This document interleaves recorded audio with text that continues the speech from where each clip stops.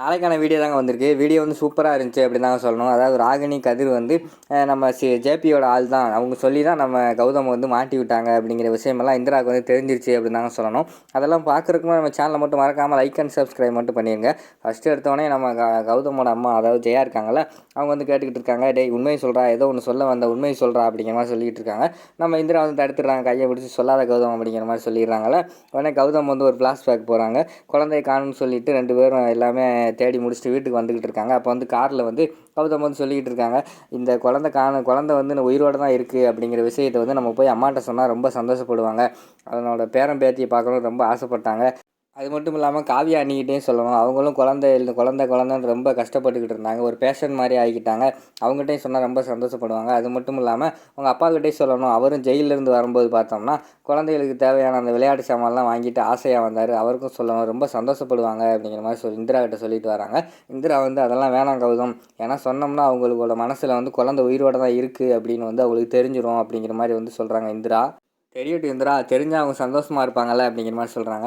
இல்லை, குழந்தை இருக்குதுன்னு மட்டும்தான் தெரியும், நம்ம கூட குழந்தை இன்னும் கண்ணில் பார்க்கல. அதாவது குழந்தை இருக்குது அப்படின்னு அவங்கள்ட்ட சொன்னோம்னா எங்கே அடுத்து குழந்தைய அப்படின்னு கேட்பாங்க. நம்ம அதுக்கு என்ன பதில் சொல்கிறது அப்படிங்கிற மாதிரி வந்து நம்ம இந்திரா வந்து கேட்குறாங்க.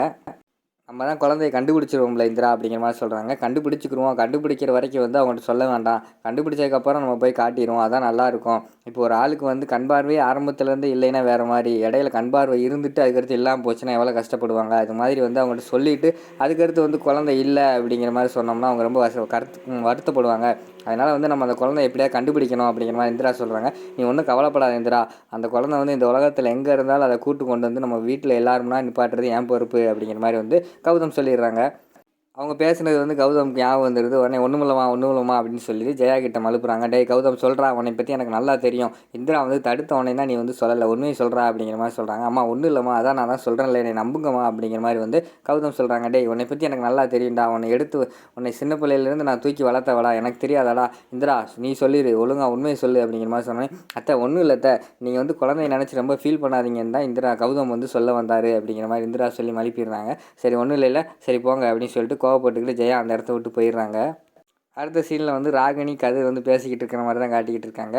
டேய் கதிர், உன்னை பற்றி எனக்கு எல்லாம் தெரியும்டா அப்படிங்கிற மாதிரி சொன்னோடனே கதிர் வந்து ஷாக் ஆகிடுறாங்க. என்ன சித்தி என்னை பற்றி தெரியும் அப்படிங்கிற மாதிரி கேட்டோடனே, டேய் நீ ஜேபி சொல்லி தான் கௌதம் வந்து அந்த அந்த இன்டர்வியூ அட்டன் பண்ண சொன்னது எல்லாமே எனக்கு தெரியும்டான்ட்டு, எல்லாமே ஜேபி சொல்லிட்டாரு அப்படிங்கிற மாதிரி சொன்னோடனே, சித்தி நீங்கள் வந்து வளராதீங்க, அப்படியெல்லாம் ஒன்றும் கிடையாது அப்படிங்கிற மாதிரி சொல்கிறாங்க. டேய் உனக்கு முன்னாடியே ஜேபி எனக்கு தெரியும்டா, எனக்கு அடுத்து தான்டா ஜேபி வந்து உனக்கு தெரியும், எனக்கு தெரியாதா? அது மட்டும் இல்லாமல் நான் குடும்பத்தில் நிறைய குழப்பம் பண்ணியிருக்கேன். அதாவது போதைப்பொருள் கேஸில் மாட்டி விட்டது, இந்திராவை வந்து எக்ஸாம் எழுத விடாமல் பண்ணது, இப்படி நிறைய எல்லா இதுக்கும் நானும் பண்ணியிருக்கேன் அப்படிங்கிற மாதிரி சொன்னோன்னே, ஓ அப்படியா சித்தி, அதான் நீங்கள் வந்து எல்லா விஷயமும் தெரிஞ்சுக்கிட்டு என்கிட்ட தெரியாத மாதிரி நடிச்சுக்கிட்டு இருந்துருக்கீங்க, நீங்களும் கூட்டுக்களவாணி தான் போலே அப்படிங்கிற மாதிரி சொல்லிக்கிட்டு இருக்காங்க. இப்போ கூட்டுக்களவாணிங்கிறது முக்கியம் கிடையாது. இப்போ வந்து நம்ம இந்திராவை என்ன செஞ்சாலும் நம்மளால் அழிக்க முடியல. அதனால் ஜேபிக்கு வந்து இந்திரா மேலே என்ன கோபம் தெரியல, பயங்கரமான கோபத்தில் இருக்கார். அவரை வச்சு தான் இந்த இந்திராவை அழிக்கணும் அப்படிங்கிற மாதிரி சொல்கிறாங்க. அப்படியா சித்தி, அப்படி என்ன கோபமாக இருக்கும் அப்படிங்கிற மாதிரி வந்து கதிர் கேட்காங்க.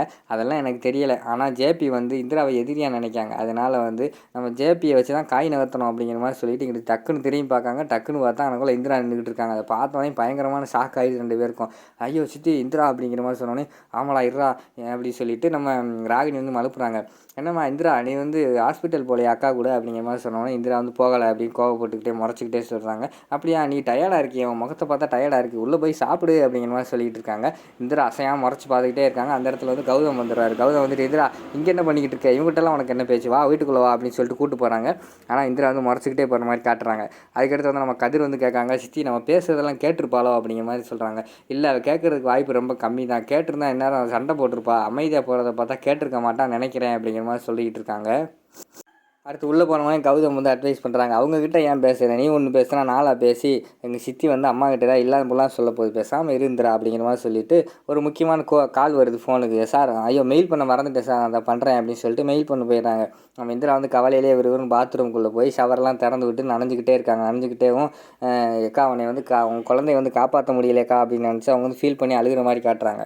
மெயில் பண்ணிவிட்டு கௌதம் வந்து தேடி பார்க்காங்க, இந்திராவை காணோம். விறுவிறுன்னு பாத்ரூம்குள்ளே போகிறாங்க, நனைஞ்சிக்கிட்டே இருக்காங்க. என்ன இந்திரா இப்போ நனைஞ்சிக்கிட்டு இருக்கேன் அப்படின்னு சொல்லிட்டு விறுவிறுன்னு இந்திராவை வெளியில் கூப்பிட்டு வந்துட்டு தலையெல்லாம் துவட்டி விடுறாங்க. வேணாம் இருக்கட்டும் பரவாயில்ல அப்படிங்கிற மாதிரி இந்திரா சொல்கிறாங்க. இல்லை இந்திரா தலையை வந்து துவட்டணும், ஏன்னா பாரு உனக்கு ஆல்ரெடி நீ ரொம்ப நேரம் நனைஞ்சிட்டேன்னு நினைக்கிறேன், உனக்கு கண்டிப்பாக ஜலதோஷம் பிடிச்சிக்கணும், அதனால் நான் தலையை துவட்டி விட்றேன் அப்படிங்கிற மாதிரி சொல்கிறாங்க.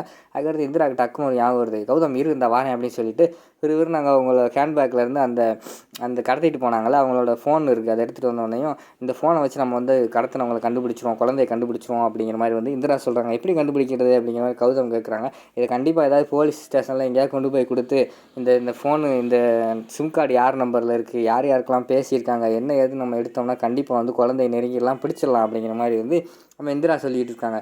உடனே நீ சொல்கிறதும் கரெக்டு தான் இந்திரா, கண்டிப்பாக அந்த குழந்தைய வந்து நம்ம அடுத்து எப்படி கண்டுபிடிக்கிறது நம்ம வந்து ஸ்டெப் எடுப்போம், கண்டிப்பாக ஏதாவது ஒரு முயற்சி பண்ணி குழந்தைய வீட்டுக்கு கொண்டு வராமல் விடக்கூடாது அப்படிங்கிற மாதிரி கௌதம் சொல்லிக்கிட்டு இருக்கிற மாதிரி காட்டுறாங்க. அடுத்த சீனில் வந்து ஒரு 3 ஆஃபீஸர் மாதிரி வீட்டுக்கு வராங்க. இந்திரா எங்கே இருக்காங்க அப்படிங்கிற மாதிரி கேட்காங்க. உடனே அவங்களுக்குள்ளே வந்து நம்ம ராகினி இருக்காங்க, இந்திரா உள்ளதாக இருக்கா அப்படின்னு சொல்லிட்டு இந்திரா கூப்பிட்டு வராங்க. இந்திரா கூப்பிட்டு வந்து அம்மா நாங்கள் ஐடி வெரிஃபிகேஷனுக்கு வந்திருக்கோம் அப்படிங்கிற மாதிரி சொன்னோன்னே, அப்படியெல்லாம் ஒரு ரூல்ஸ் கிடையாது அப்படிங்கிற மாதிரி வந்து இந்திரா சொல்கிறாங்க. இப்போ புது ரூல்ஸ் போட்டிருக்காங்கம்மா அப்படிங்கிற மாதிரி அவங்கெல்லாம் சொல்கிறாங்க. அவங்க ஐடியெல்லாம் காட்டுங்க அப்படிங்கிற மாதிரி இந்திரா கேட்காங்க. சரின்னு சொல்லிட்டு அவங்க ஐடியெல்லாம் கொடுக்காங்க. அவங்க ஐடி கார்டெல்லாம் வாங்கி இந்திரா செக் பண்ணுற மாதிரி காட்டிக்கிட்டு இருக்காங்க. அதோட பார்த்தீங்கன்னா அந்த எபிசோடையும் வந்து முடிச்சிடுறாங்க.